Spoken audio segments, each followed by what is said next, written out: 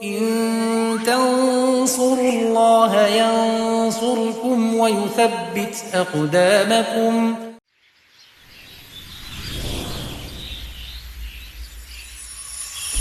Kisah Muslim, kisah penggugah jiwa.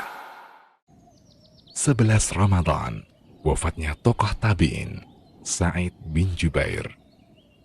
Sa'id bin Jubair adalah tokoh ulama tabi'in. Ia berasal dari Habasyah.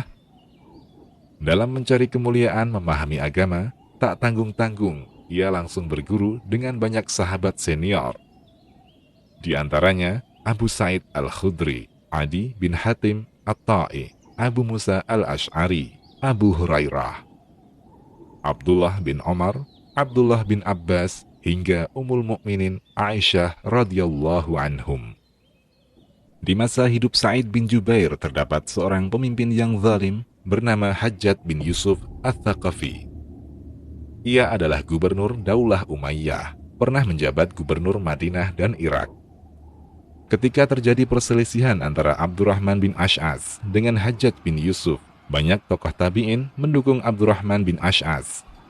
Di antara mereka adalah Sa'id bin Jubair, Abdurrahman bin Layla, Asy-Sya'bi, Abul Bakhtari, dan lain-lain. Terjadi peperangan sengit antara Hajjaj dan Ibnu Ash'as. Awalnya, Ibnu Ash'as berhasil menaklukkan wilayah-wilayah yang dikuasai Hajjaj. Tapi akhirnya, Hajjaj mampu mengatasi perlawanan Ibnu Ash'as. Setelah menggapai kemenangan, Hajjaj memerintahkan semua yang ia anggap memberontak untuk memperbarui baiat. Orang-orang yang menyerah itu datang untuk berbaiat, namun mereka dikejutkan oleh kejadian yang tak mereka duga. Hajjaj berkata kepada salah seorang di antara mereka, "Apakah engkau mengaku kafir karena telah membatalkan baiatmu kepada amirmu?" Jika dia menjawab ya, baiatnya yang baru diterima dan dibebaskan. Jika tidak, maka dibunuh. Pembantaian besar-besaran ini telah menelan ribuan korban. Dan ribuan yang lain selamat adalah mereka yang dipaksa mengakui kekafiran. Sa'id bin Jubair juga yakin kalau seandainya ia tertangkap, juga akan dihadapkan pada dua pilihan itu. Karena itu, ia pergi dari Irak, kemudian memilih Mekah sebagai tempat tinggal yang baru. 10 tahun tinggal di Mekah, waktu yang lama untuk menghilangkan dendam dan kedengkian Hajjaj. Akan tetapi, terjadi perkembangan situasi di Mekah. Seorang gubernur baru, Khalid bin Abdullah Al-Qasari, diangkat menjadi pimpinan tertinggi di kota suci itu. Ia seorang yang zalim. Murid-murid Sa'id yakin akan terjadi sesuatu pada guru mereka. Mereka pun menyarankan agar sang ulama pergi ke kota lainnya. Sa'id menjawab, "Demi Allah, sudah lama aku bersembunyi, sampai malu rasanya kepada Allah. Aku telah memutuskan tetap tinggal di sini, pasrah dengan kehendak Allah." Apa yang diduga oleh murid-murid Sa'id menjadi kenyataan. Sa'id ditangkap, diikat, dan dibawa menuju Hajjaj di Irak. Setelah tiba di hadapan Hajjaj, pemimpin zalim itu bertanya kepada Sa'id, bagaimana pendapatnya tentang Nabi Muhammad dan 4 khalifah Rasyidun. Sampailah pertanyaannya tentang khalifah Bani Umayyah. "Khalifah mana dari Bani Umayyah yang paling kau sukai?" tanya Hajjaj. "Yang paling diridhai pencipta mereka," jawab Sa'id. "Manakah yang paling diridhai Rabb-nya?" Hajjaj menajamkan pertanyaan. Sa'id menjawab, "Ilmu tentang itu hanyalah diketahui oleh yang maha mengetahui, yang tampak dan yang tersembunyi." "Bagaimana pendapatmu tentang diriku?" tanya Hajjaj lagi. "Engkau lebih tahu tentang dirimu," jawab Sa'id. "Aku ingin mendengar pendapatmu," kata Hajjaj. Sa'id berkata, "Itu akan menyakitkan dan menjengkelkanmu." "Aku harus tahu dan mendengarnya darimu," paksa Hajjaj. Sa'id mengatakan, "Yang ku ketahui, engkau telah melanggar kitabullah. Engkau mengutamakan hal-hal yang kelihatan hebat, padahal justru membawamu ke arah kehancuran dan menjerumuskanmu ke neraka." Hajjaj yang murka mengatakan, "Kalau begitu, demi Allah, aku akan membunuhmu. Bila demikian, engkau telah merusak duniaku dan aku merusak akhiratmu. Sa'id menanggapi dengan santai.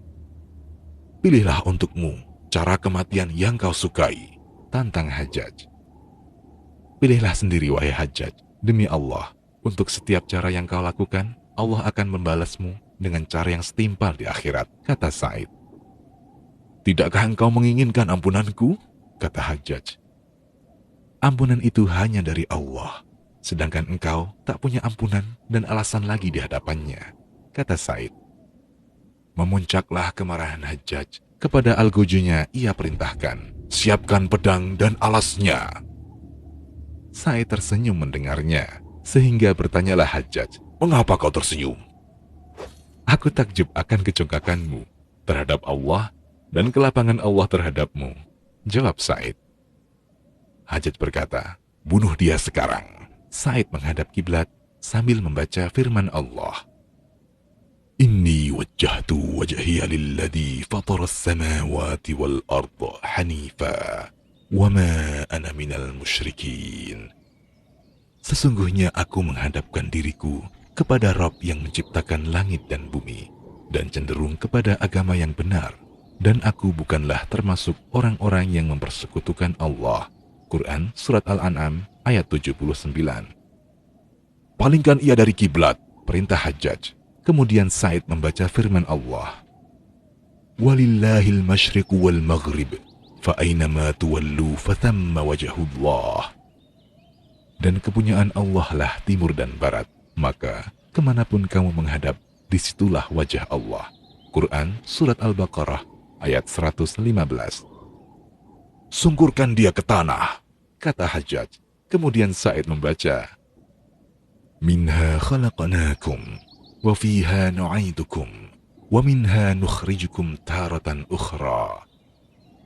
Dari bumi tanah itulah kami menjadikan kamu, dan kepadanya kami akan mengembalikan kamu, dan daripadanya kami akan mengeluarkan kamu pada kali yang lain. Quran Surat Thaha ayat 55. Hajjaj pun geram. Ia berkata, sembelihlah musuh Allah ini. Aku belum pernah menjumpai orang yang suka berdalih dengan ayat-ayat Allah seperti dia. Sa'id mengangkat kedua tangannya sembari berdoa, Ya Allah, jangan lagi kau beri kesempatan ia melakukannya atas orang lain setelah aku. Wafatlah ulama besar ini pada 11 Ramadan tahun 94 Hijriah. Saat itu usia beliau 49 tahun. Dan Allah mengabulkan permohonan Sa'id bin Jubair. Tak lebih dari 15 hari setelah wafatnya, Hajjaj terserang demam. Kian hari suhu tubuhnya semakin panas, sampai ia sering pingsan karena demamnya. Kemudian ia pun meninggal. Demikian, Allahu a'lam.